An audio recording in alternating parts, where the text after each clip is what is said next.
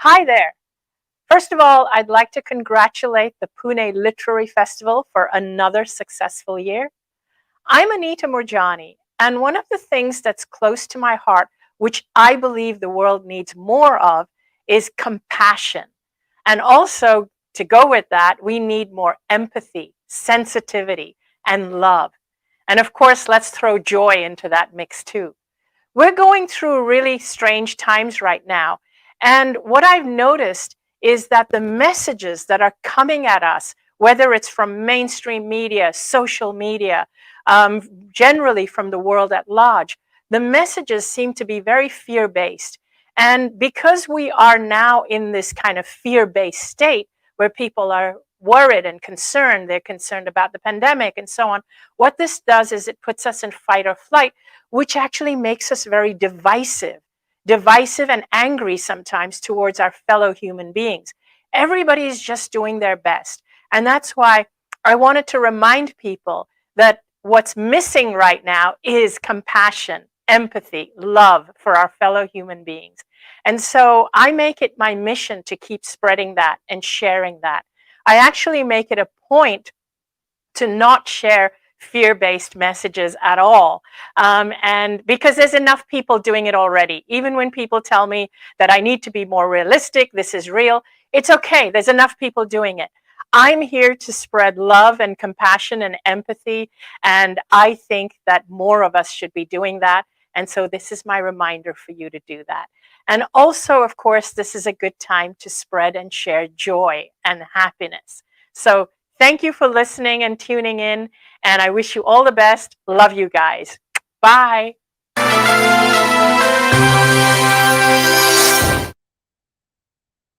Good evening and welcome to Studio 2. We now begin a very interesting conversation. Yours truly, Cecilia Ahern. Through this conversation, we hope to know more about Cecilia's inspiring creative journey, her experiences, and learnings in the process. In conversation with Miss Cecelia Ahern will be Miss Sam Blake.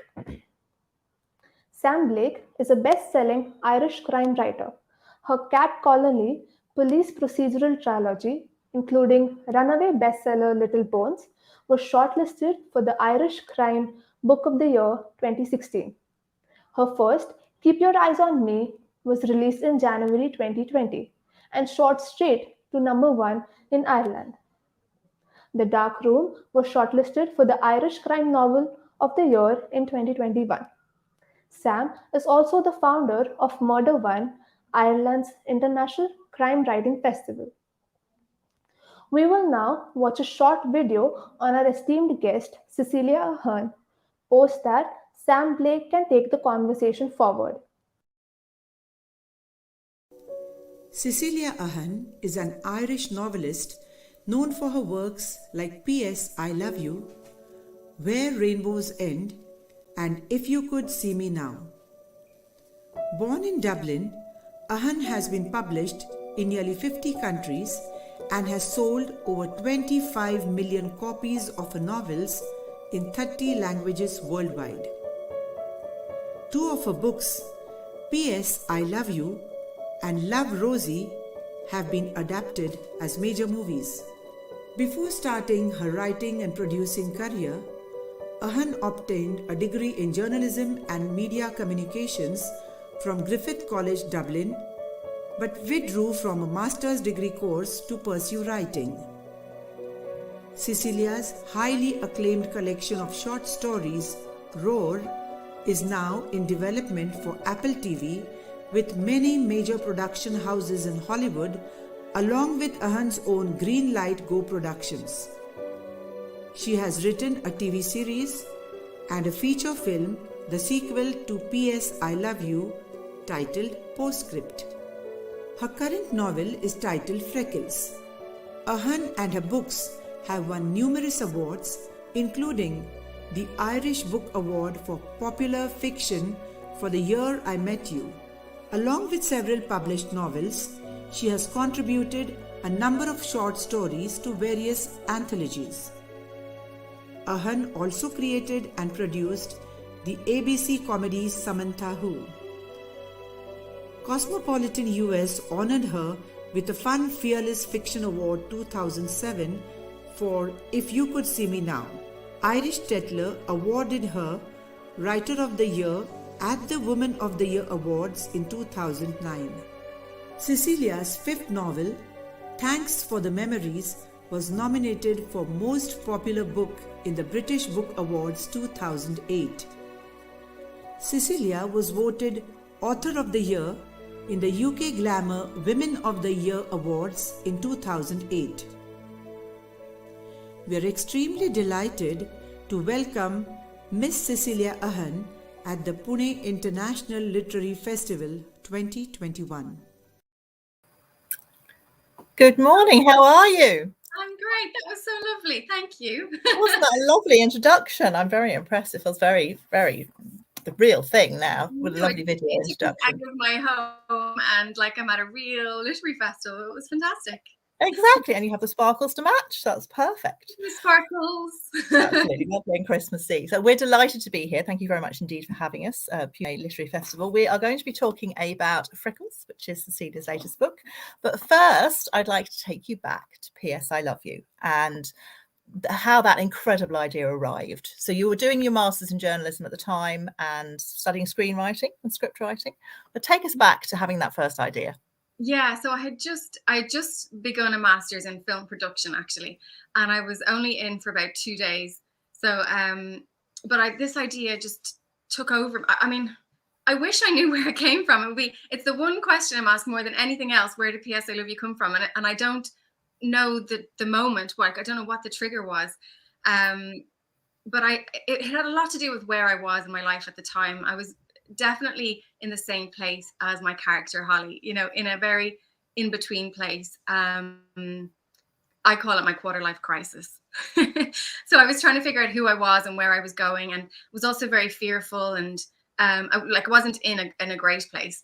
And so I had this fear of losing all the people that I loved, and if I did, what would be a beautiful way of being able to hold on to them. And I thought, well, if whoever I lost left me a list of letters, that would like help me to hold on to them and maintain that communication. And that's where the idea came from. So it kind of was inspired by my state, you know, the place that I was in personally at that time. And then of course took it to a completely fictional place. And you know, when I finished the novel, Holly had found a new direction in her life. And by the time I finished it, I had a book deal and a whole new direction in my life. I had a career.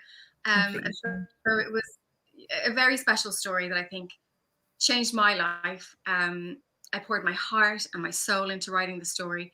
I'd write it from about 10 o'clock at night till 6 in the morning, hand wrote it, longhand, and then I would type it up the next day and just cocooned myself for about 3 months, which is a very short time really, but it was very intense time. And I had no idea, I had no idea that it would touch so many people around the world, but that's kind of, it taught me a lot, that no matter what we're experiencing, you never know what someone on the other side of the world will connect with and identify with it. So it was a really important book for me, professionally, personally, and certainly for my career, because it just began everything.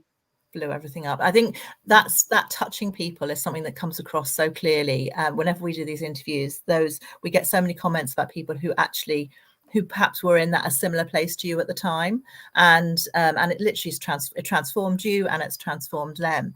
But I think it's writing from the heart, isn't it? It's that passion that you brought to the page, and clearly writing in 3 months, it just flew out. I don't know how else to write, Sam. I don't know how. Obviously, I'm not writing about myself. I think of all the novels, I can say that was very close to where I was. And sometimes there's a little bit of me in every novel, or a theory that I'm examining at that time in my life, or, you know, something that I'm going through. But I always put, you know, my real emotions into it, you know, laugh and cry, like literally be at my desk crying my eyes out. I don't know if you're the same, but I feel like if I don't put that into it, then the reader can't get that back out of it. So there's kind of a magic that happens when I'm writing. It's a very it's a very draining way to write, but it's very rewarding, and so it's really special to me. Now you can hear people, of course, can read it and feel nothing, just not feel any connection with my work. But when people read it and really feel what my intention was and what I meant, that's really special, because you don't feel so alone then, you know. We're so connected by the things that we feel and the problems that we have, or the hopes and the dreams, and that it's just a really lovely thing to experience with your reader, to have that kind of connection, and that they got it, you know, and that they get the joke, or they get the sarcastic comment, or, you know, they get the way that you think, and the kind of view you have on the world. It's a great thing. And that comes through every single book. It's not just the first one. I mean, it's all of them, all the way along the line, that rawness and that. And I think the way you write it's a way of channeling, isn't it? Because you do, as you just mentioned, you've glossed over lightly there that you handwrite, and you handwrote this first book, P.S. I Love You, which for the rest of us writers who type is stunning. Honestly, I think there is a real connection between brain and pen. And yes, have you got it there hidden away? I have it here. I can't. Let's have a little look and show everybody the original manuscript of P.S. I Love You. The original P.S. I Love You manuscript, which is not glamorous at all, guys. Look, it's this kind of, it was like an old school refill pad that I used, or college refill pad. And it's all falling apart now. But it was originally. It's the real thing. It's the real thing. And I have at the top here the list, which is what my working title had been. But the date, so I began on the 11th of October 2002 at 2 a.m. So that's where my head was. I was thinking deep thoughts at 2 a.m. And on the very corner here, I have number 10. So I knew, this is going to be a spoiler. Most people have read P.S. I Love You. But I have number 10, don't be afraid to fall in love. So I knew where my character was going. And I knew what Jerry, her husband, was kind of building her up. You know, he wanted to build up her strength or help her to do it herself. You know, he obviously couldn't do it, but and that she would eventually get to the point where she wouldn't be afraid, not necessarily to fall in love again, but, you know, that she wasn't stuck. She wasn't stuck without him. So it is there. And I have, you know, we've talked more in detail about this, I didn't know when I wrote P.S. I Love You how to write a novel. And when I just wrote the story, which is probably what you just should do. But I remember when I signed my first book deal, there was a word count in it. And I think it had to be between, I think it was 100,000 words. And I had no concept of what a 100,000 words novel was like. So I went out and I bought a book, or I counted the words in a book that I had. I counted words on one page, and then I multiplied it by the page number. And then so I have at the back here, like chapter by chapter, how many words are in it, so that I was writing a proper book. Because the idea of a contract terrified me, and the idea that I would not, you know, that I would break the rules of this contract, I thought I'd be in huge legal trouble. So kind of the innocence, really, the innocence of that. That's it really is. I mean, that's the thing, and it literally, you had no idea when you were writing that what was going to happen. Like, it wasn't, you didn't set out to say, right, I'm going to write this bestseller. It literally was pouring your heart onto the page at 2 a.m. in the morning. And then I love that word count thing, because you like literally going back to check to see if what you got was what they wanted. With all this stuff going on, I think it's very exciting. And ultimately, I think, you know, any publisher will tell you that they don't want a word count exactly. I mean, it's just kind of a guide. They want you to write the book that means, you know, that's the best way for you to write it. And because, you know, when I do a lot of talks, there's a lot of people who want to publish and who want to write a novel themselves. And I think that's what happens. You start trying to ask, what are the points that you can tick off? Like, what do I need to do to write a book? And I kind of was doing that too. Like, what is the correct amount of words to write the story? When really you shouldn't be thinking about that at all. It's like, just how do I naturally tell this story? What is, you know, how that's it, full stop. How do I naturally tell the story? You know, so that's not and stretched out and padded or held back because it's too many words, or but like these are the things that you learn along the way. And thankfully that book was published and changed everything for me. Definitely did. Yeah, and it is very much that, getting that first draft out, finding the story, getting it all onto the page, and that's the only thing you need to worry about when you start writing, isn't it? And is that still the same for you with subsequent books? Is it just getting that first draft written? Yeah, it has changed somewhat over the years. Like, I think, I'm on my 20th novel now. So I think at the beginning... That's stunning. I just like, oh my goodness me. And as I was saying the last time we met, you don't age. Every single time I meet you, you look 10 years younger. So. I definitely age, definitely. I have nice lights on here. But I think, like, some novels, I think I need to be writing it very specifically and perfectly. I feel like I need to write exactly. And then other novels I have really hurried. I've written a first draft very, very quickly, for nobody else to see but me. And it's just almost like I don't know if people with theater or with acting, you block a scene. So I feel like I'm kind of blocking the story to see how it can be structured and constructed, and will it work. And then I go back and I like to think I write it first with the heart and then the second time with the head. But sometimes maybe that it takes some chapters might be with the heart and some chapters might be with the head. And basically when I go back, I need to write it with the heart and head. And I think lately, of the last few novels, the first drafts have been very, very loose, and as a kind of just for me to see if this novel will work, and then I go back over and over and over it again. Yeah. I like to think of it like a drawing with the construction lines, and the construction lines to stay in for the first draft, but then going back with the head is to take out the construction lines and put in the bits that prop it up, I suppose. That's a really good way to describe it. Yeah, that's exactly. Yeah, you don't want to see the strings. Exactly.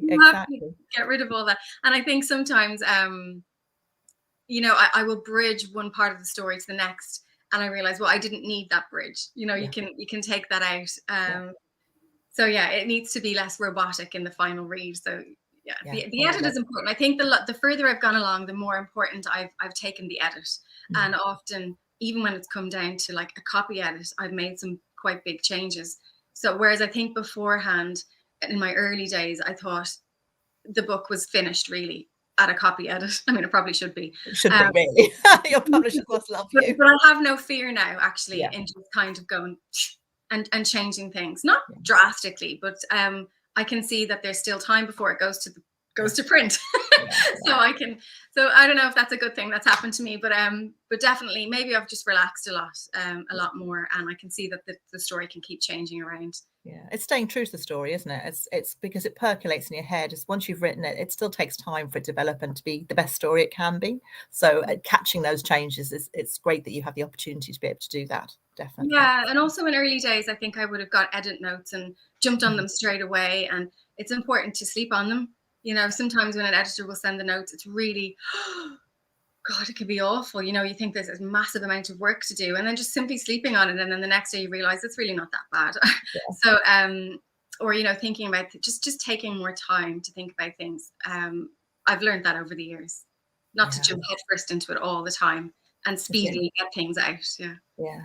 It's interesting. The process is fascinating. And 20 books is 20 ideas. So talk to us now. We come and keeping them fresh. They're all fresh. They're all new ideas. And that's what's so wonderful, I think, about your body of work, is that it's also different. And particularly the short stories in Raw, which I love. We'll try and get some time to talk about that later because they're amazing. But take us to Freckles and take us to Allegra Bird. Here's the cover, guys. You can see it. This is the lovely hardback. How did the idea for that come? Because again, this is fresh, it's new, it's something completely different. Yeah, it came from hearing the phrase, you are the average of the 5 people you spend the most time with. So I had never heard it before. My brother-in-law said it to me, and it's just one of those phrases that sometimes when I hear something or see something, it's like, bing, the light bulb goes on. And it just got my head, ping, ping, ping, ping, ping, all the ideas going. It was such a simple phrase that made me think of so much. Actually less about myself and more about fiction. I always go to fictional, like, oh, this could be an idea for a character. So it's about a character whose name is Allegra Bird, but her nickname is Freckles. And she hears this expression, and she immediately, what happened to me happens to her. She starts thinking about her 5 people, who are the closest 5 people to her, and what do their characters say about who she is. So she spends time analysing her close five, and not content with what she discovers, she realises that she has the power to kind of mold herself and become whoever she wants to be by choosing a very specific set of 5 people. So she reaches out to 5 people in different worlds to become a well-rounded version of the person she wants to be. So she reaches out to somebody in sport, somebody from her past, somebody from her future, somebody in business. Is that 5? Somebody in and a politician, somebody in politics. Yeah, very important. And so just to kind of cover all the bases, and it's about her kind of curating herself and figuring out who she is and who she wants to be, and trying to find her place in the world. So, and she's a very peculiar character, but I adored her. I adored her way. She's wonderful. Yeah, she's a really wonderful character. The whole story just stemmed from that one phrase, and obviously it's about a whole lot more, but that's how it happened. It was this one thing that went bam, and then the character and the story came from that. Yeah, I love that idea that, and that I think that happens to writers, that you hear something and it's literally like a light bulb, an explosion in your head. And because I read this, and I was very familiar with that phrase, and in business, and I was like, and I looked at this and I thought, why didn't I think of writing a book? It's like, one of those utter no-brainers. It's like, that's such a brilliant phrase. It works so well in this book because we do see. Go on. Sorry, go on. You're very familiar with this phrase, which is very much so, and yes, and like the board you can't afford, and the people around you who are going to influence you, particularly on the business side, because I run businesses as well, so that's where it comes from. It's not from the literary side at all, and yes, and it's just but to take it and make art, to create the novel around it, and to find Allegra and to find Allegra's voice, to me is that what makes this book so special, because we see her change and we see her development. But I love her because she's such an ordinary character, because she's a parking attendant, isn't she? She's a traffic warden. Traffic warden. What's the difference between a parking attendant and a traffic warden? She puts tickets on people's cars. She's a parking warden. Yeah, so parking warden. That's it. Yeah, just a mixture of both. She is, and she lives life. And the reason why I wanted her to do that is because she takes this phrase that she hears as a rule, and so she's very rigid on rules. And she wanted to be in a Garda, the Irish Police Service, and she didn't get accepted. So this is kind of the second best thing. This is her plan B. So she feels like she's walking her beat every day, and there's a real rhythm to her as a character, to her day, and to her and to the way she thinks. Like the same thing, get up at the same time, the same thing for breakfast, leave the house at the same time, actually, which is like most people, but it's very rigid in her world. The same route to work, passes the same people, says the same hello, the same good morning, everything is on point. She walks the same streets, she tickets the same cars, she knows who owns what car, what business, what car belongs to what business. And then she hears this phrase and it's like, bam, another rule for her to follow. So, and that's why I made her like that.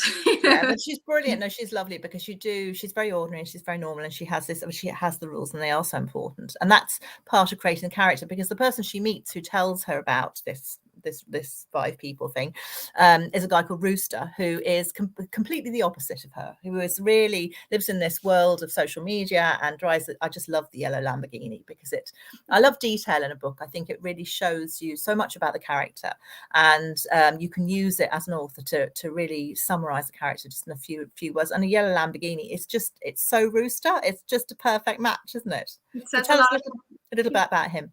So he and the reason why she takes this phrase as an insult, by the way, is because he is not her friend. He's the owner of this yellow. Is it Ferrari or Lamborghini? Ferrari. I think so. Maybe it's a Ferrari. So I know it's a very fancy car, and I don't have one. In one of the drafts, it was a Lamborghini, which is why I'm confused. But I think it also. Oh, I might have had a proof that I read it in that. Yes, I think I changed it because somebody locally had one, and I thought I don't. Oh dear. I'm thinking I'm writing about them, so I changed it to a Ferrari. But it really offends Allegra. He keeps parking it and not paying for a parking ticket, and she feels like he's kind of this flashy guy who just doesn't care and doesn't respect rules, doesn't respect her. So she begins this kind of almost argument with him in her head every day, every time she sees it without a ticket, and she puts one there, and she's probably, to be fair, giving him too many tickets as well, not giving him enough grace period. But he's this very, and he is this he was a YouTube star, you know, as a child, and he's kind of growing up and trying to make something of himself and build a business and become and grow into the adult world. He's kind of like a Peter Pan who became famous at a young age. And sometimes they say when people become famous, they become stuck at the age that they first became famous. And so he's kind of trying to spread his wings, and that's why the business phrase appeals to him. And it's hot in his head when she gives him another ticket, and he gets so angry and he rips it up in her face, and he kind of accuses her, you know, of not being a good person and not having been in good company with that phrase. So, and she takes it literally. She re-examines her whole entire life because of this one phrase. But they do have a kind of a weird friendship as a result of it. She wants to know more. What does it mean? What does this phrase mean? So she wants to spend more time. It's wonderful how you build that friendship, because we learn more about both of them as a result. And she's a really deep character. There's lots going on in her life, isn't there? And you managed to bring, I have to say to everybody, I cried at the end of this book as well. So this is a book you have to buy. And I would also say I've actually bought it for the 5 people in my life, in my circle, because I just think it's the perfect book for that. I think we should all have that, be buying it for our circle of 5, have a think about who those people are. But no, she's a really complex character. She has her set of rules. She lives in a house where she's renting, so she's in Malahide, and but her roots are way off down in the west of Ireland, and so she's a bit displaced. And I think displacement as a theme is really strong all the way through the book. So it's her being displaced because she's in Dublin, and she's sort of displaced as an individual because she hasn't quite found. She knows when Rooster tells her, she knows she hasn't quite found her place, and that's why she tries to sort of curate the people. But I think the one of the things I absolutely loved about it is the continuation of that theme through to Donica, her landlord, and the bowls that he creates. So talk to us a little bit about the significance of those bowls. Yeah, so she, you're absolutely right. She is displaced, and she's an outsider. And I think, I love writing stories about outsiders, because I think she's feeling quite lonely and ostracized, and she doesn't really fit in with regular society. She doesn't feel like, she always says something awkward, where she says that, what does she say? Human relationships, it's like a dance she can't catch the rhythm to. Yes, I love that. I love that phrase. She's out of step with people. But she's living in this back garden of a very wealthy couple, and the mother of the woman who lives there is a very successful businesswoman, and the husband is an artist, and he makes these bowls, and she just thinks they have like really no meaning whatsoever, and you can buy the smallest bowl for hundreds and hundreds and hundreds of euro, and thousands of euro. And she thinks it has really no meaning. And then they have a conversation one day where he explains it's about, during the famine in Ireland, so many people had to go to these workhouses, and so his bowls represented, you probably explain this better than I do. Yeah, well, it's British occupation, isn't it? Yet again, and needing to have bowls. How I tell this story. I just love this, because this is a whole layer that is, you look at this book and you think, oh, it's popular fiction and it's Allegra and she's on her journey and all, but actually it's so much deeper than that. There are so many layers in it. And to me, the displacement of the Irish people and the bowls, and you'll have to read it, guys, because Donica summarizes it brilliantly. Yeah, he does it a lot better than me, I have to say. Well, me too, but it really is. It's about British occupation. It's about the Irish people being displaced. It's about the symbolism of a bowl and the lack of food. And there's a lot going on in one bowl. I just absolutely love that detail. But I think it's a book of detail. And that's I actually always do that with my books. And I think I like to have like, yes, on the outside, some people might think they're frothy or whatever. Because yes, I like them to be uplifting and for people to feel good. But there is always a little bit of other stuff going on in there, and that I love people to read it, to see it, because I'm not a preacher personally. Clearly am in my writing. Not at all. It doesn't come across like that. No, because it's the characters. The characters are talking, aren't they? Yeah, but the idea of that is I suppose everything means something, and that's and every character that we meet, every person that we meet has something going on, and I wanted that to be reflected in these bowls that mean nothing. They actually have a very important symbolism, and that's kind of reflective of the whole entire novel, that everybody's important, everybody has a story, and every peculiar person has a place. reflected Definitely. in a bowl.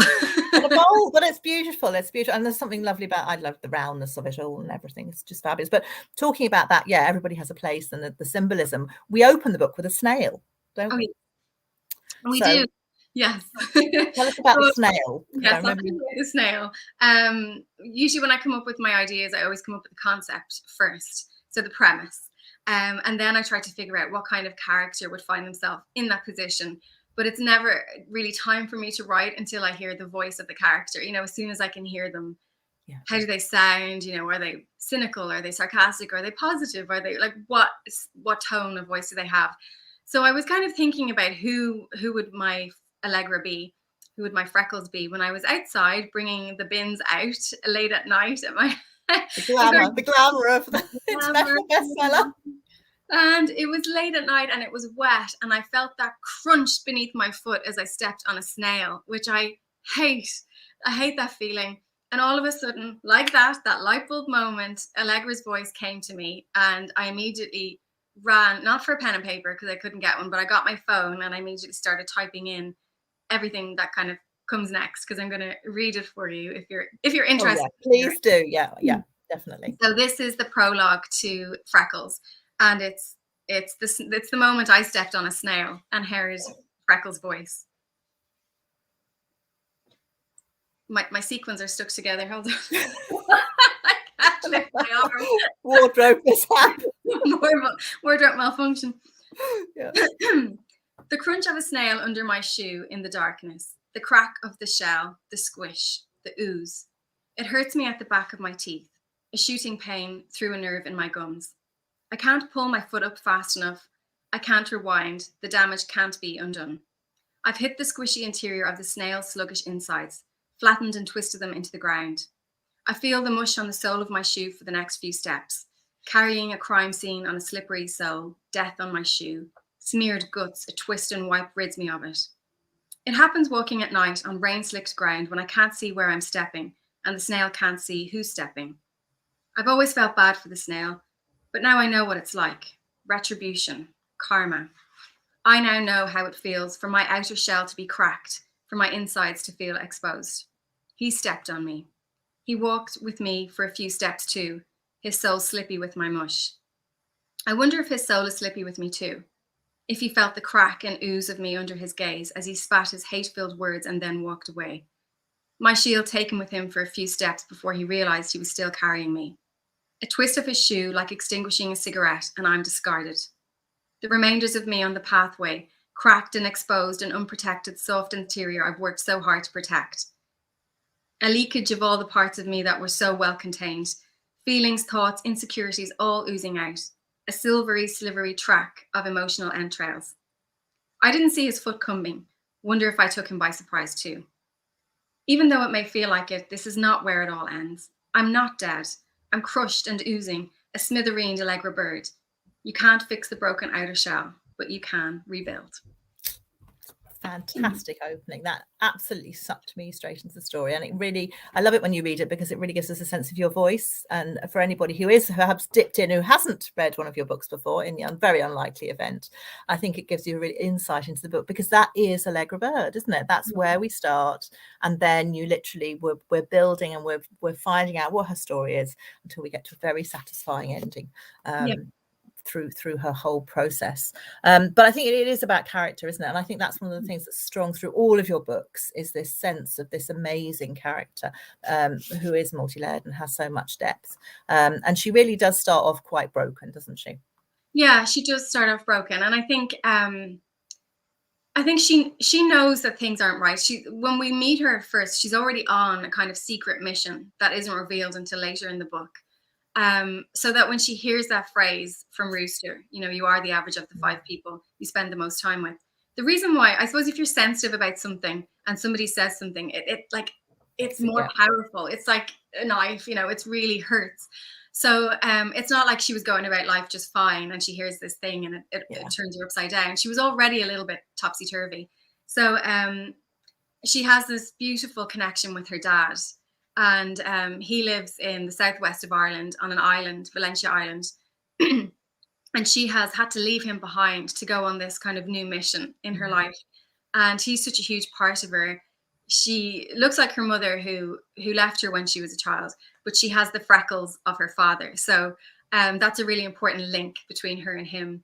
And when she was a young girl at school, she used to connect the freckles on her skin dot to dot, like she was mirroring the night sky. So she would draw constellations on her skin. So that's why I named it Freckles. Like freckles is a really important part of her identity, and the connection she has with her skin, but also how she's going through this portion of her life, trying to join the dots and become a little bit more whole than she currently is. But when it comes to her mom and dad, she says her mom left her behind to have everything. She gave her up to have everything, but her father gave up everything to have her. So there's a really lovely father-daughter bond in this story. And yet she's had to leave him behind. And you know, often she said, am I leaving the really amazing number one person that she has in order to find 5 more? And should she be doing that? Maybe she should just be staying with the one really important person. So there's a kind of, there's that lovely bond between them as she feels kind of torn between trying to find a new life and the one that she has with him. Yeah, and it's that discovery process, but again, it's a displacement, because that's why when you're getting in it coming in so many different levels, because her mother leaving her, and also the fact that because her mother's Spanish, isn't she, and the father's Irish, you've got that sort of sense of dislocation and displacement as well, and it's layered right the way through so subtly. And actually, when I was reading this is a slight tangent, I wasn't until I was reading reviews of the book that I realized there's no speech marks in this book. So I had read the entire book and not noticed there were no speech marks. I love that you didn't notice this. That's great. Not at all. I mean, some people have contacted me on Twitter to tell me that there's no speech marks. Did I know? Yeah. They've been left out. Did I notice that I had forgotten speech marks? I did notice. It was a very conscious thing I did, because I feel like I wanted to be. It's like Allegra's stream of consciousness. This entire book, we're in her head, and it really goes from one, not peculiar thought, because really everybody's thoughts jump around all the time, or at least mine do. But it's going from one thing to the next, you know, from what she's seeing to what she's feeling to what she's saying to what somebody else is saying, and it's all just kind of flowing in together. And I felt that way. We were really in her head. When I was writing it, I felt I was really in her head, and it just was is a lovely place to be, because it could just go anywhere. You know? Well, it is, because we see different characters through her eyes, and it just literally flows, and that's what I think you've absolutely captured that stream of consciousness, because we are in her head, and we feel we know her so well by the time we get to the end of the book, and we're learning, and we're experiencing the barriers and the obstacles that she has to overcome with her all the way through. But her cast of surrounding characters, I'm not going to reveal the spoiler as to the 5 or the details or anything, but you've got a cast of surrounding characters who are all really interesting in their own rights as well. And the people down in the West are just gems, aren't they? Particularly her father. I love the sheep in the garden, and he has a whole world. You can see it, his grand piano that gets eaten by mice, rats, isn't it? Rats or mice. Yeah. And it's just so real, and it feels so alive. And I think it's that stream of consciousness that you've managed to capture. I have a thing where whenever I go out, I come home and my husband says to me, who did you meet today? Like, what happened to you? Because I seem to attract a lot of unusual folk. I think it might be because I am one, and it takes one to know one. But I do have a lot of, and I'm very open to people, and I love people, actually, and most people I do, not everybody, but particularly very unusual people, and I'm just very intrigued and curious by people who are just really off doing their own thing and not bothering about anybody else. I think that's brilliant, and so I think and I love observing that a lot, and I think I've put a lot of those kinds of people in this book. You know, just kind of very. Her father's very eccentric type of person, and she's grown up with a very, like, not abnormal childhood, but you know, just fun and not very structured, and so I just love to take those kind of people that I see when I'm out in the world and put them in a novel and give them all those kind of peculiar little characteristics and quirks.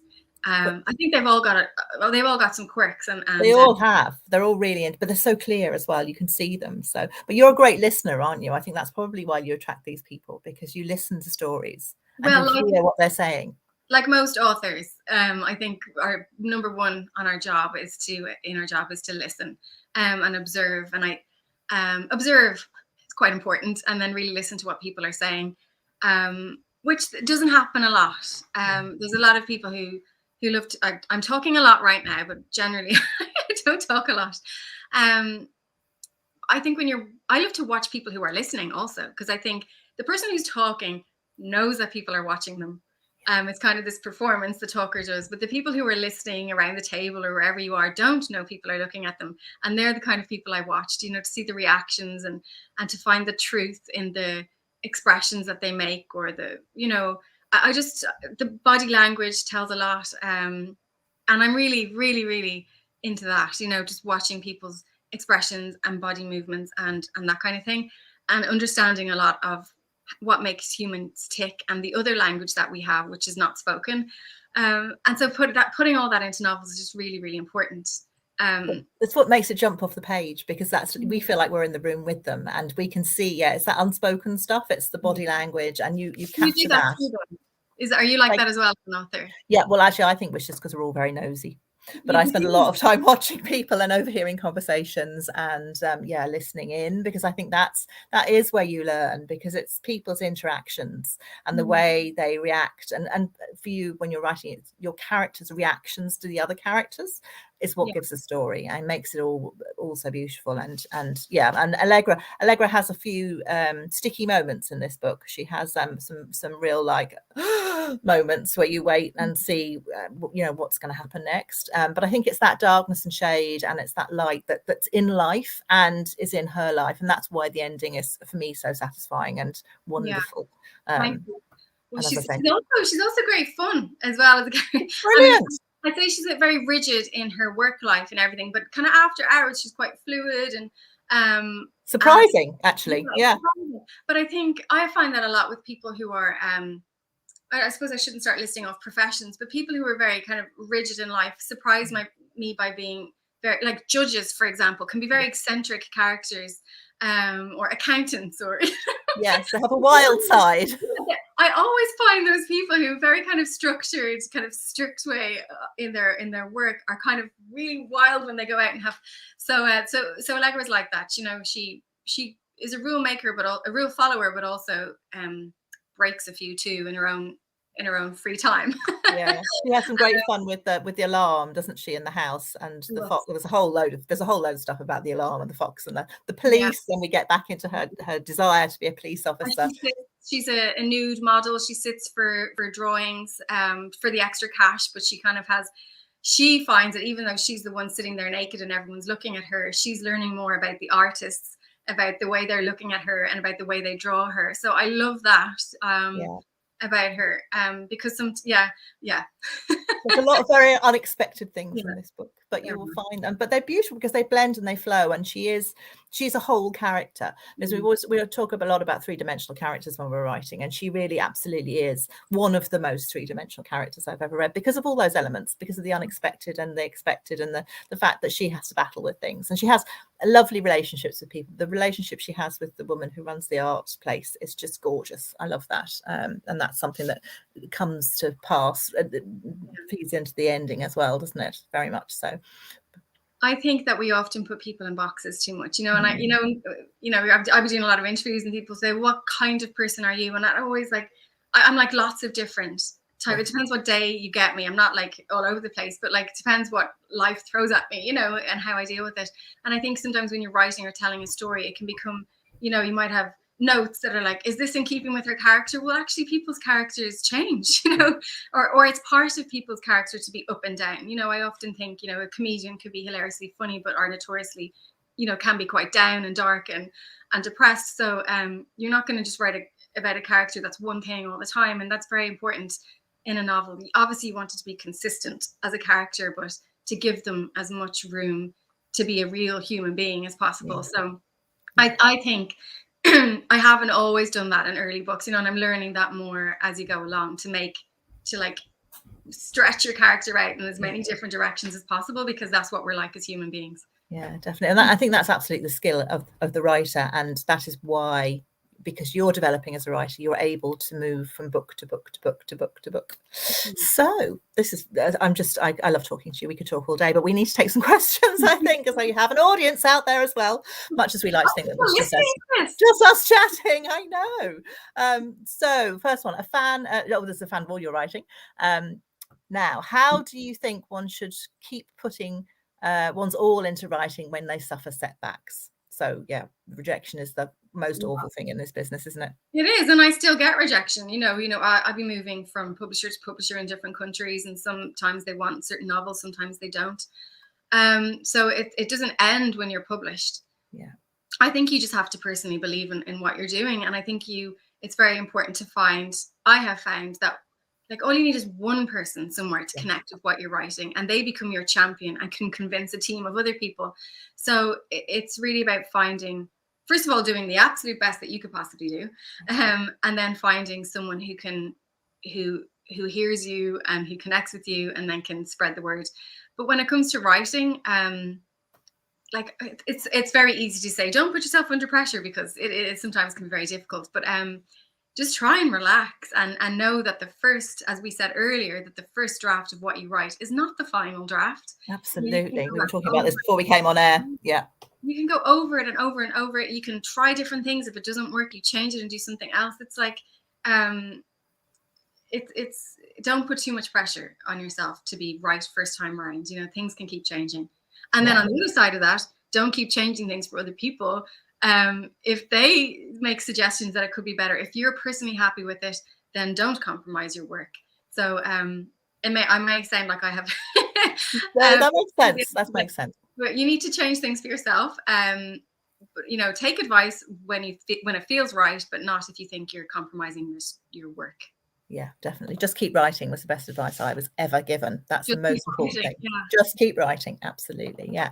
So from Aaron, how do you take reviews? Oh, goodness. Well, how do I take reviews? First of all, I don't read reviews. Not for myself. I don't read any reviews, because a review is only just one person's opinion. And so it's very interesting to me. I've learned at this stage that some of my books people have told me this has changed my life, and other people are like, can't even get past the first chapter.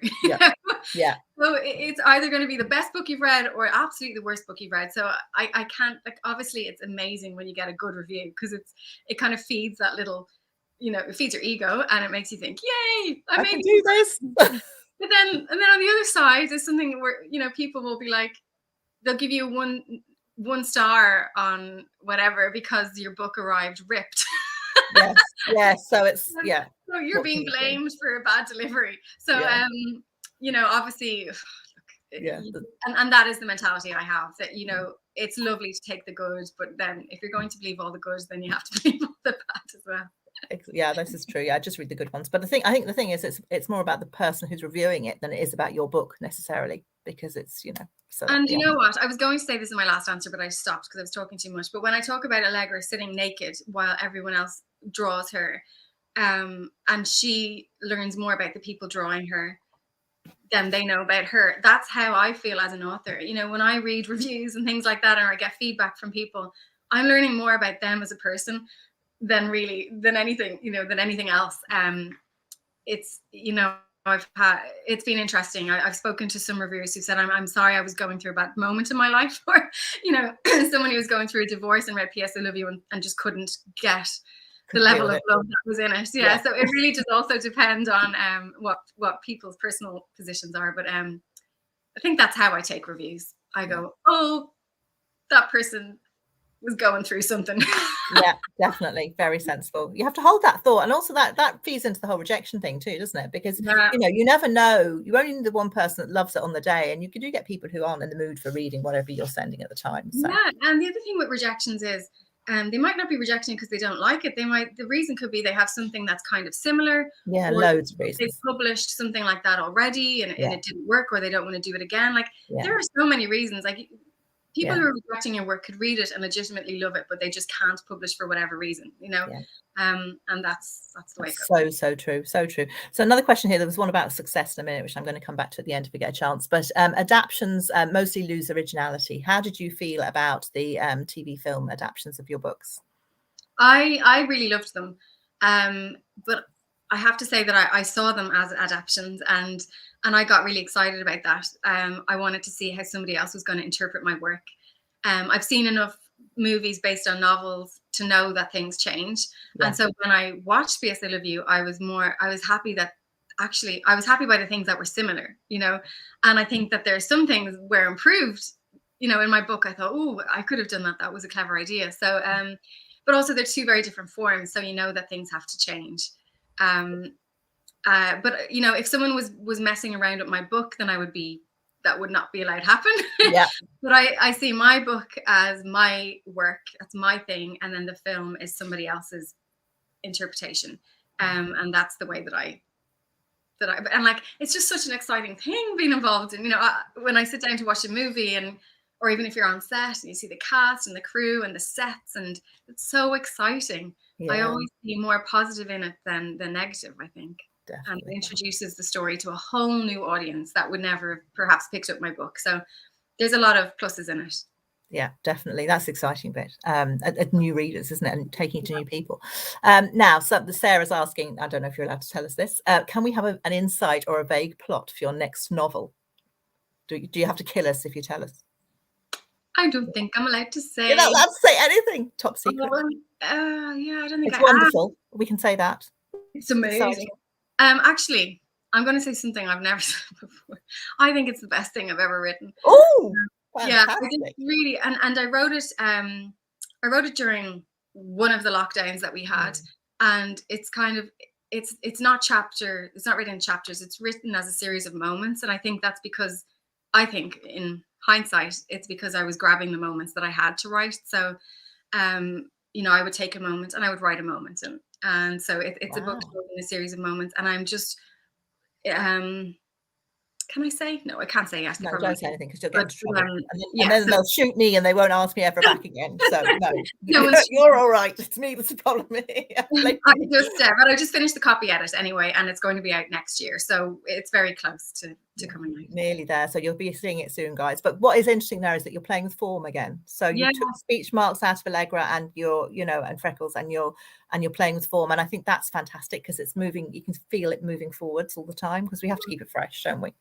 Absolutely. I never want to write the same book twice. Not interested in that. Yeah, definitely. And there's a question about success has come back round again, which is great. Perfect timing. So with the phenomenal success, which obviously you weren't expecting when you sat down at 2 a.m. to handwrite P.S. I Love You, has it affected the later work? Is there pressure on you to perform, or do you, I feel you just stick to what you want to write, to be honest, but I do just stick to what I want to write. I think so. So mostly all positives. It's like, you know, to be remembered for anything, you know. But you know, P.S. I Love You I think there's such positive feedback about that book, and I think it did begin my entire career.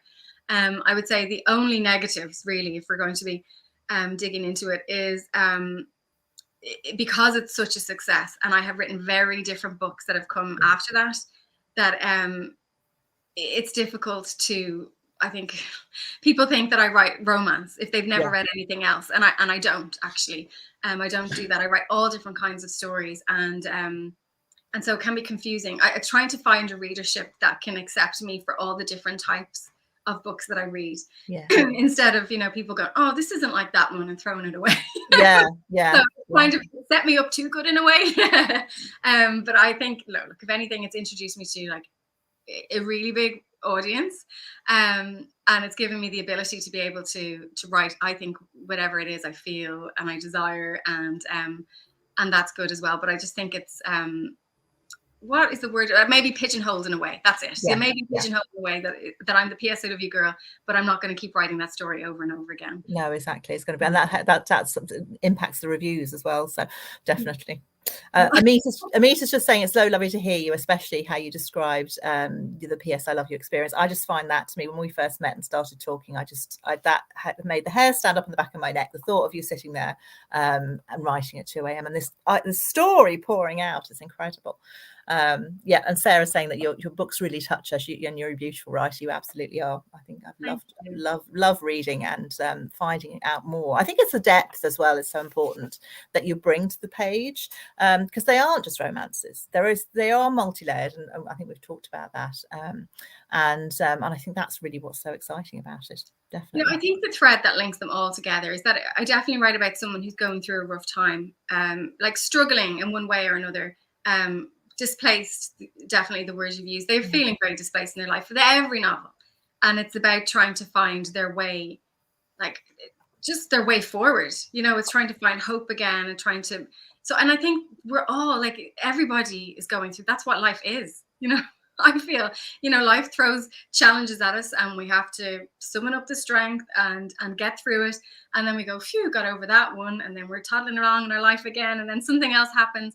And so that's the thing that connects us all. We have to just keep digging to get through the next thing. I don't know if that's not a very negative outlook. No, that's wonderful. I think that's absolutely, because it is because that's what it is. And I think that's what every book is. It is this need to improve and need to find your way, and everybody has challenges. And I think that's particularly with Freckles, which I will show everybody again. I hope you're going to order it. Is the book which this is all about overcoming challenges, and Allegra has a lot. I think that's a wonderful place to finish up. So thank you very much indeed, Cecilia Ahern. Thank you so much, guys, for watching and tuning in, and thank you so much to Pune Literary Festival for having us. Thank you so much. Thank you, Sam. Thank you, Pune. Thank you, everybody, for all your questions and for watching. Exactly. Merry Christmas, everybody. Merry Christmas. Merry Christmas. We have witnessed an interesting conversation today. We met the talented and creative women behind the novels we loved and enjoyed reading all these years. We thank Cecelia Ahern and Sam Blake for being our guests at PILF, and we wish you good luck for your future endeavors. Our next discussion, Women, the Soft Power, will begin soon. Please join us for the same at 7 p.m.